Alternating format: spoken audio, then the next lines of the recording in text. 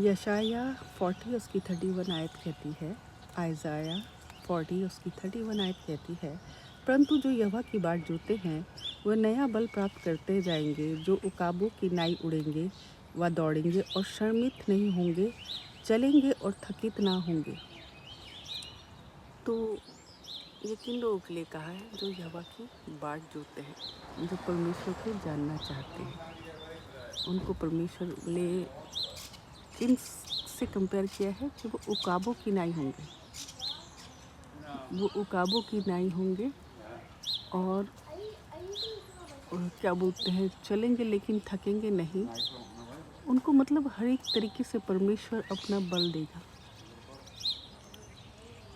क्योंकि जब हम परमेश्वर की नज़दीकी में होते हैं तो हम ऑलरेडी बहुत मजबूत हो जाते हैं। हमारे अंदर का डर निकल जाता है, हमारे अंदर की झिझक निकल जाती है। हमें अच्छा लगता है परमेश्वर की नज़दीकी में रहना। पर नज़दीकी में हम कैसे रह सकते हैं परमेश्वर की? कैसे हम परमेश्वर के नज़दीक आएंगे? हम परमेश्वर के नज़दीक आएंगे थ्रू बाइबल। हमें बाइबल को पढ़ना बहुत ज़रूरी है, क्योंकि जब हम बाइबल पढ़ते हैं ना, तो उसमें जो परमेश्वर के वचन हैं वो हमको अपनी नज़दीकी में लाते हैं। मेरे ख्याल से 1 हफ़्ता 2 हफ़्ता हम बाइबल रीड करते हैं, लेकिन 2 हफ़्ते के बाद ऐसे लगता है जैसे परमेश्वर हमसे बात करने लगा है। मालूम, ऐसा लगता है जैसे परमेश्वर अब हमसे बात करने लगा है, क्योंकि बाइबल में हर एक सवालों के जवाब हैं जो कि हमें मिलते हैं, जो कि हमें संसार में नहीं मिलते।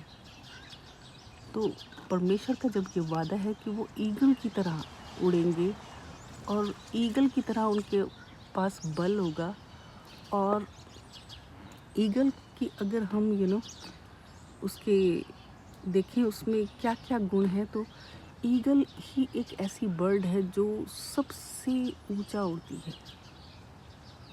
और सुना है कि जब ईगल नीचे बैठती है ना, तो कौवा उसकी कॉपी करने के चक्कर में कौवा उसके गले में बैठ जाता है ऊपर, और उसको नोचता रहता है, और ईगल कुछ भी नहीं करता है।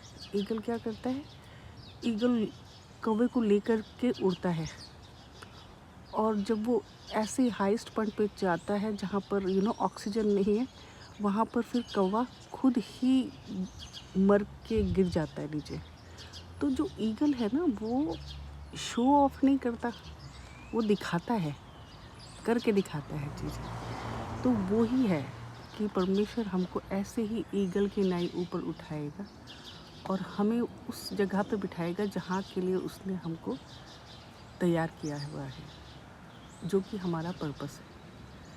और हमारा पर्पस हमें परमेश्वर ही बताता है, लेकिन उसके नज़दीक आने की ज़रूरत है। और नज़दीक आना ही सबसे मुश्किल होता है लोगों के लिए।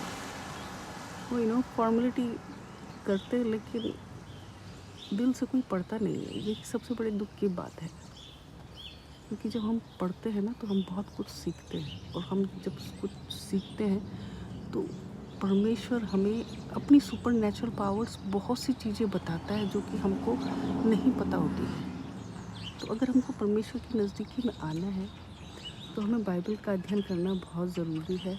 अगर हमें उकाब की तरह हाईएस्ट में उड़ना है तो हमें परमेश्वर की नज़दीकी में आना है। यकीन मानिए, परमेश्वर की नज़दीकी में आकर के आपको किसी भी प्रकार की चिंता फिक्र परमेश्वर होने नहीं देता है। परमेश्वर का प्यार हर एक के प्यार से बहुत ही अलग है।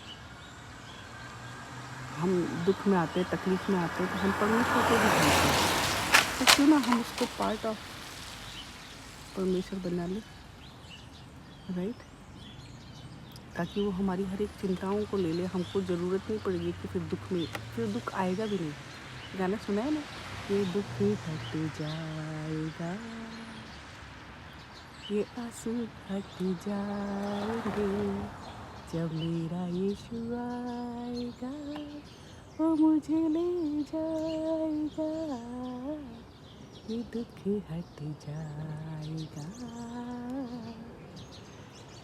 तो आज के लिए मेरा यही है कि आप इसमें मनन कीजिए, सोचिए, अध्ययन करने की और परमेश्वर की नज़दीकी में आएँ ताकि आप खुश रह सकें और आपको पूरी तरीके से सुकून रहे, संपूर्ण शांति। Thank you. हालेलुया, आमीन।